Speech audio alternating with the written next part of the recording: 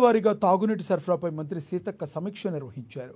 క్షేత్రస్థాయి పరిస్థితులు ఎప్పటికప్పుడు పర్యవేక్షిస్తూ వారంలో 4 రోజుల్లో మిషన్ భగీరథ ఇంజీర్లు క్షేత్రస్థాయిలో పనిచేయాలని సూచించారు. మండలంను యూనిట్గా తీసుకుని MPDO, intra AE, grid AE, మండల స్పెషల్ ఆఫీసర్లతో కమిటీలు ఏర్పాటు చేస్తున్నామన్నారు. ఈ కమిటీలు సమన్వయంతో పనిచేసినా ఎక్కడ తాగునీటి సమస్య లేకుండా చూడాలన్నారు. వరుసగా పండుగలు వస్తున్నాయని ప్రజలంతా ఊర్లలోనే ఉంటారు కాబట్టి 3 రోజుల పాటు తాగునీటి సరఫరాకు ఇబ్బందులు రావొద్దని వెల్లడించారు.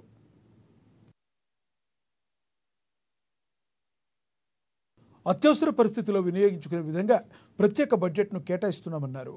పంచాయతీరాజ్ రోడ్ల, ఆర్&బి రోడ్లు, ఎలక్ట్రిసిటీ పనుల వల్ల ఎక్కడెక్కడ మిషన్ భగీరథ పైపులు దెబ్బతింటున్నాయి. దీనివల్ల అక్కడక్కడ తాత్కాలికంగా కొన్ని సమస్యలు తలెత్తుతున్నాయని తెలిపారు. జిల్లా కలెక్టర్తో, వర్క్ ఇన్స్పెక్టర్లతో సమన్వయం చేసుకుని అభివృద్ధి పనుల సందర్భంగా మిషన్ భగీరథ పైపులు డ్యామేజ్ కాకుండా చూసుకోవాలని సూచించారు.